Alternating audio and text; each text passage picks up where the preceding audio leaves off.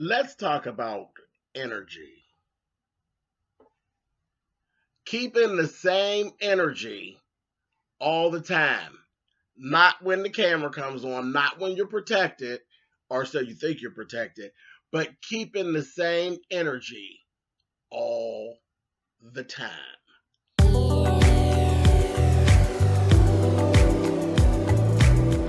And I'm like, come on through, Cookie. Come on up on my soapbox. That's basically it. Let's talk about drag in all its forms.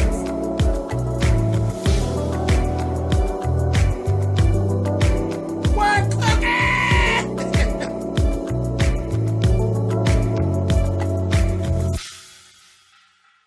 Hey guys, thanks so much for clicking on the video. This is my review for Real Housewives of Atlanta.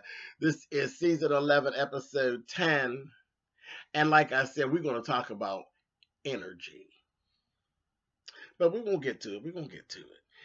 First things first, we start the whole episode off where there's like a little bit of footage from Todd's party. There was a birthday party thrown for Todd.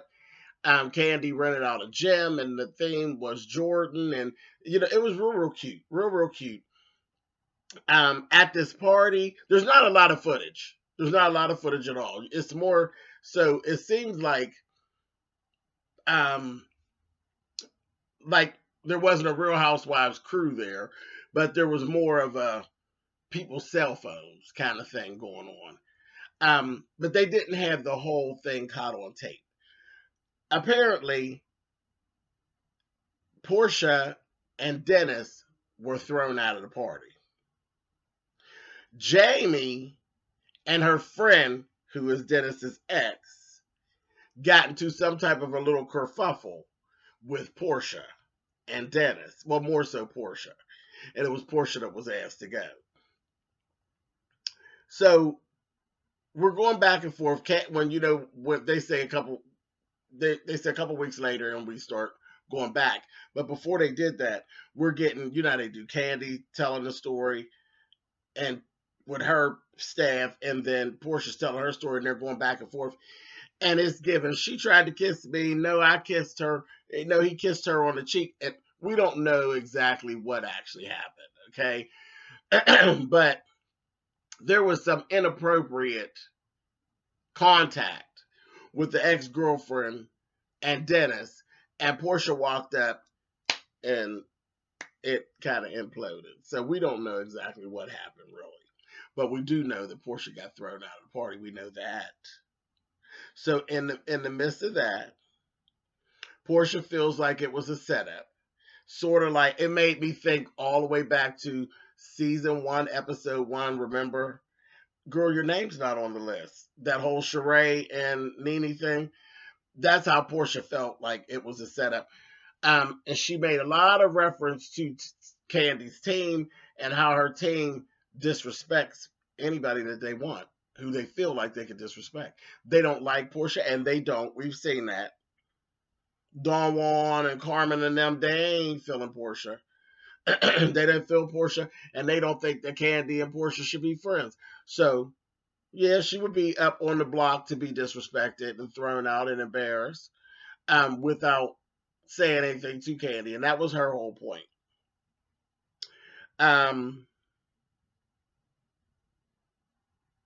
There was just so much more to it. And I don't really know which way to go or what to believe, really. But Portia's behavior is what made it questionable. There was some stuff about him, Dennis, being in touch with this girl and still texting this girl and all of this kind of stuff. I thought it was a little funny, but okay. And Dennis thought the whole thing was funny. He was laughing. I was like, I don't know about this. But anyway, so that was that, and that's what we got to kind of work to figure out. Okay, so long story short, she got thrown out. Candy supposedly Portia texts Candy, that she was unhappy about what happened to her at the party, this, that, thing, the other. Candy told her, okay, no problem, we'll talk about it later. And later never came. So then Portia ended up going on Instagram, always on Instagram and Twitter, honey. She goes on Instagram and she unfriends Candy, and then the feud ensues. Okay. So anyway, damn all that. Mallory and Cynthia are sitting together talking. And they're talking about the fact that Mike is actually coming to town. And this is going to be the first time he's actually staying there overnight and all of this. And he told Cynthia when he gets to town, he has something to ask her. Now, we found out later that this is not the first time that Mike's actually been to Lake Bailey, but this is the first time he's staying overnight for, any type of extended time. We found out that he has been to Lake Bailey and he's been fucking Cynthia on the counter in the kitchen. Dinner parties at Cynthia are a no for me, no thanks. But he's been fucking her up on the counter. So I'm like, okay. We just tell everything, don't we? Let's go over to Nene's house. Nene and Greg have a visitor. And I was so happy to see him. It was Peter. Peter came rolling through, and they're just talking, and they kicking it. Found out that Greg basically is getting ready to go in for another surgery. What they're doing is he's getting rid of his colostomy bag. So that's a great thing. They're going to redirect everything back through his colon, and he's going to be cool. Then they were talking to Peter. Peter's so shady.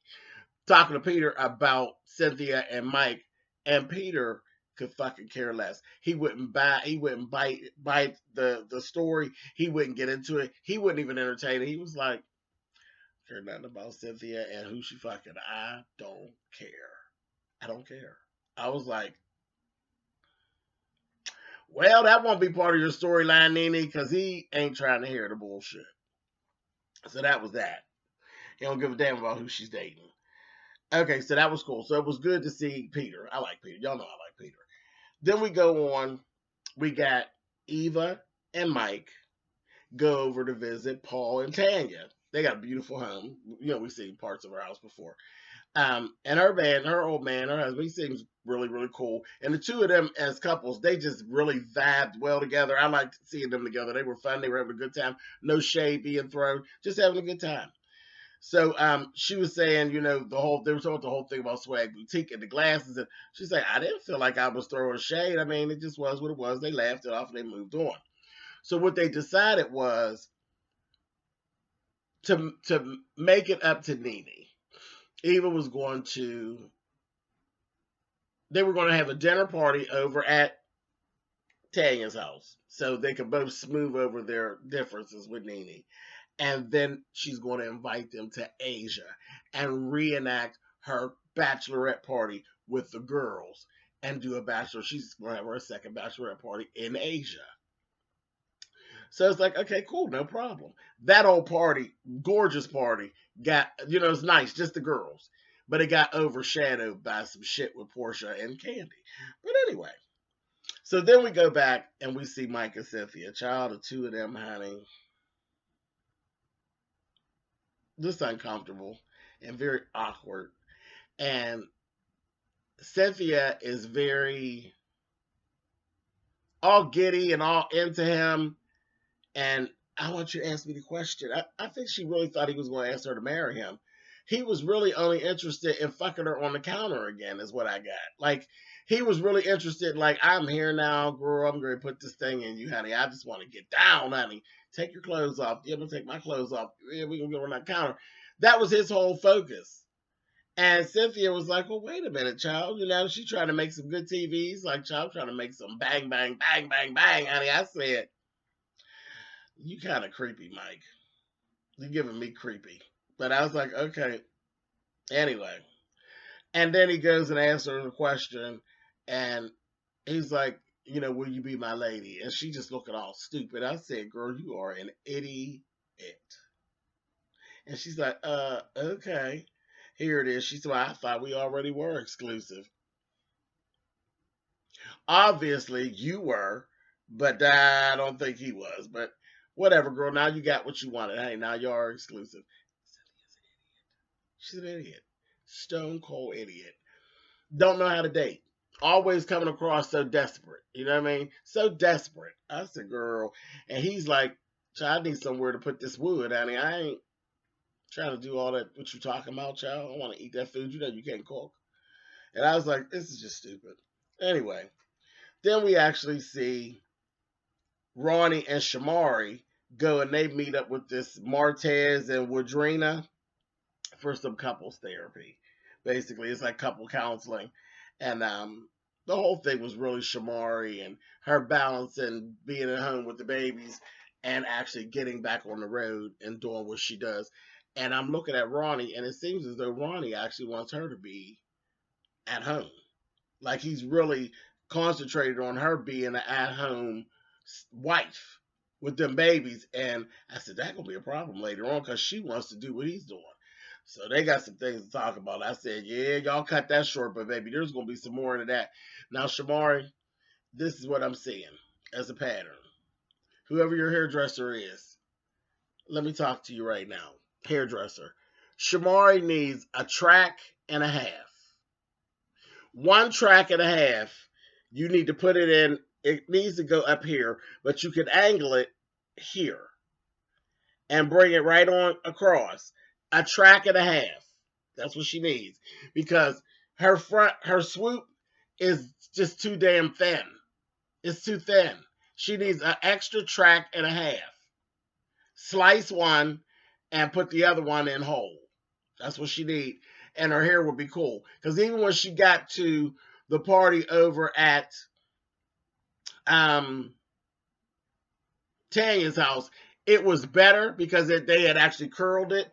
The back is perfect. The back, that the whole bevel that you have with the low layering in the back is actually perfect. And when it's curled up, it looks, when it's actually curly and not more bumped, it looks really nice. You can actually see the color work that you put in and how you layered the colors. It looks really good. But as soon as you get up around that one side, it is just too thin and it looks real petty and it starts looking very sweated out. Ain't nobody got time for that. A track and a half. Split one, use the other one whole. That's it. Now that's my PSA for today. And yeah, I'll give you that for free, Shamari. But that's it. That's it. The last hair advice I'm giving for free, whore. You got money, so I ain't gonna be doing it for free. Anyway, moving on. Okay, so Nene, Shamia, Portia, and Cynthia get together over at Portia's house. So she tells the whole story, her version of the story. And of course, she's innocent. She's innocent. Jamie and the girl were walking up on her, basically taunting her. And nothing about the kiss, nothing about, I said, some stuff missing. And she ends up telling them about her pregnancy. And Nene jumps around and acts like she didn't really know and all that. I was like, a mess. And they all go into this whole thing. And the one who actually said setup first was Nene. And he's, yeah, that feels like Candy says. I feel like a setup. I was like, oh, okay. So Cynthia says then, well, I'm going to definitely ask Candy. I said, here you go. Here you go. You're going to be in the midst of some shit. And you're going to be crying later. Here you go. You ain't learned nothing, but okay. So that was that. So it starts right away. We're going over to Tanya's house now. We get over to Tanya and Eva's dinner party. And everybody's doing good. Everybody's having a good time coming in. And then Candy gets there and it gets started. They start talking about it. Cynthia and Candy going back and forth. They're talking about it. And Candy's like, well, yeah, she's like, I wasn't really worried about it. I was just kind of glad they went ahead and removed her before it became a thing. I don't really know exactly what happened. I know what my team told me. And I'm glad they removed her because I spent thousands of dollars on that party. You know how Portia is. You know how Portia likes to turn her function out. She don't know how to act. And she be all out and shit. And I'm glad they diffused it and got rid of her. So that is what it is. I feel like she need to be calling me with an apology. And Cynthia's like, oh, because she was wondering about the fact that you had called her. She's like, no, I feel like she needs to be calling me with an apology. I was like, oh, here we go. So again, I really don't know who I believe at this point. So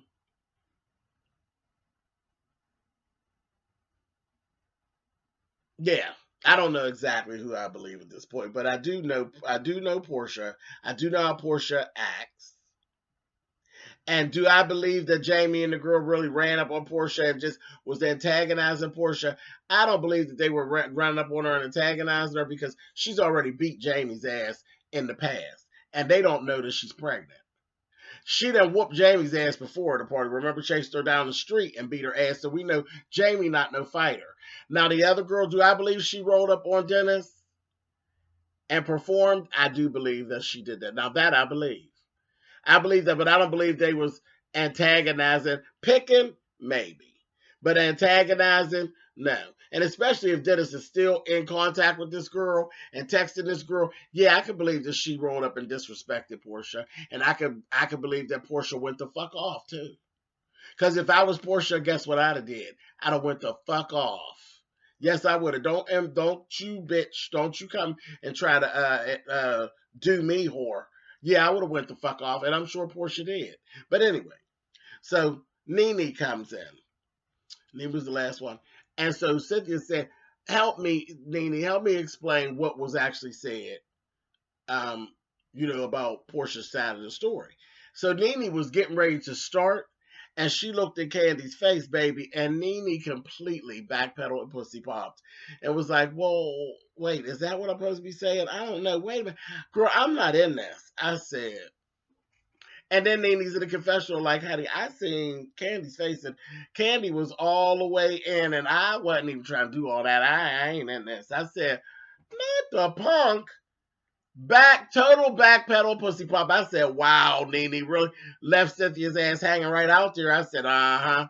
Then Portia comes in. And this is when we're going to start talking about energy. She rolled in on the shits, hugging everybody, ignoring Candy. She gets over there, she sits down, and she says, well, I wasn't even going to bring this up. When she sees it, they were talking about, I wasn't even going to bring this up, but you look like you all the way up here. You all on one already, this, that, the other. And she's like, well, if we were building a friendship like we're supposed to, you would have called me back and you would have this, that, thing, and the other, and on and on and on. And then she just went in and was like, because you're a fake bitch, this, that, and the other. I said, oh, Portia. Even if Candy was totally wrong, even if this didn't go the way Candy said and it went another way and Candy was totally wrong, Portia, what is this energy you're giving? Bitch, don't you sit over there like you protected because you're pregnant.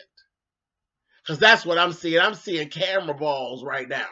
You pregnant and all of a sudden you going at Candy crazy and sideways. Because, bitch, 3 weeks ago you would not have called Candy bitches and whores and went at her all with all that. Fuck you and all. The energy was way disrespectful. It was way, bitch, you can't do nothing to me, and I'm just going to go ahead and go on.